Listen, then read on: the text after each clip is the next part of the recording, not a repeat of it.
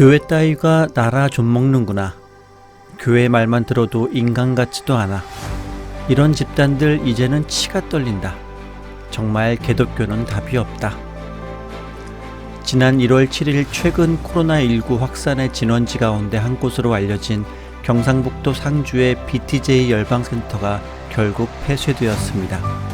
이 과정에서 센터 측은 행정명령 집행에 강하게 반발하면서 몸싸움이 일어나기도 했습니다. 상주시장이 직접 나선 이날 행정명령 집행에 강하게 항의하는 모습은 뉴스 화면을 통해 그대로 전파를 탔습니다. 이 모습을 본 네티즌들은 하나같이 기독교를 비판하는 댓글을 쏟아냈습니다. 코로나19 이후로 기독교의 평판은 날이 갈수록 나빠지고 있습니다. 코로나19 확산 초기 신천지로 인해 많은 피해를 본 국민들은 이제 기독교에 그 화살을 돌리고 있습니다. 비대면 예배를 드리면서 정부의 방역 조치를 성실하게 이행하면서 어려운 시기를 보내고 있는 교회들이 대다수이지만 일부 교회들의 대면 예배 강행으로 인해 확진자가 다수 발생하자 기독교를 코로나19 확산의 주범처럼 여기고 있습니다. 언론에서는 연일 교회로 인한 확진자가 늘고 있다면서 국민들의 반기독교 정서에 기름을 붓고 있습니다. 특히 이번 BTJ 열방센터를 통한 확진자가 전국적으로 확산 추세에 있는 데다가 추적검사 대상자는 2,800여 명에 이르지만 센터 측의 비협조로 인해 검사가 진행된 사람은 불과 800명도 되지 않아 이에 대한 비판이 쇄도하고 있는 상황입니다. 양성률이 16%에 달하는 만큼 제2의 신천지 대구교회가 되는 것 아니냐는 우려가 나오는 것도 무리는 아닙니다. 인터콥은 지난 2020년 10월 코로나19 방역과 관련해 집합 제한 명령을 어기고 500명이 넘는 사람들이 모여 집회를 강행한 사실이 드러나 상주시로부터 고발을 당했습니다. 이번 고발건은 기소 의견으로 검찰에 송치된 상태입니다. 당시 집회 참석 규모와 관련해 인터콥 측은 400여 명의 명단만을 제출했으나 참석자들에 의하면 실제로는 3,000명이 넘는다고 증언하여 큰 차이를 보이고 있습니다. 또한 스마트폰의 전원을 끄고 별도의 이동수단을 이용하는 등 사전에 치밀한 계획을 세우고 집회를 강행한 것으로 알려져 더욱 충격을 주고 있습니다.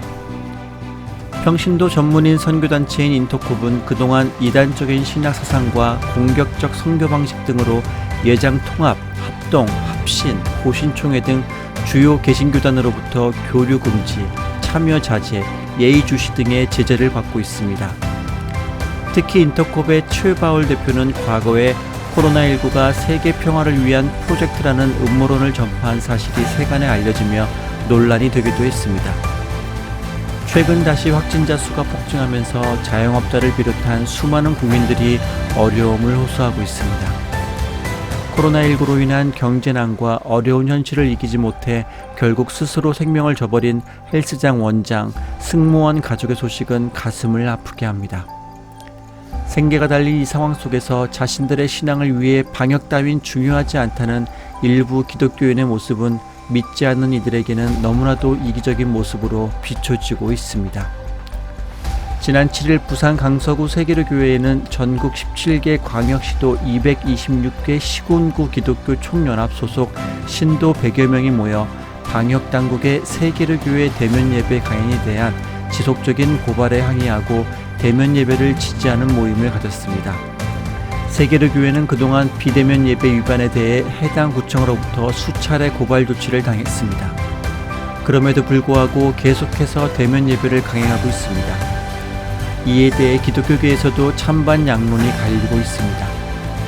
급기야 예장합동 총회장이자 한국교회 총연합 공동대표회장인 소강석 목사는 지난 7일 정세균 국무총리와의 면담을 통하여 교회에 대한 부당한 대우에 대해 항의하고 지방은 2단계로 해줄 것을 강력하게 요청하는 등 교회의 입장을 전달하기도 했습니다. 기독교의 예배는 생명처럼 지켜져야 합니다. 하지만 우리나라뿐만 아니라 전 세계적으로 확산 인로를 걷고 있는 이번 팬데믹으로 인해 그것이 제한되고 있고 그 가운데 기독교는 그 어느 때보다도 심각한 위기 상황을 맞이하고 있습니다. 이와 관련하여 앞서 언급한 일련의 사건들에 대한 여러분의 의견을 함께 나누고 싶습니다. 다만 내 생각과 의견만 옳다고 상대방을 공격하거나 비난하는 것이 아닌 서로의 생각과 신앙을 존중하며 해결책을 모색하고자 하는 성숙한 그리스도인의 모습을 여러분의 댓글을 통해 볼 수 있기를 기도합니다. 이상 다순이 교계 뉴스였습니다. 감사합니다.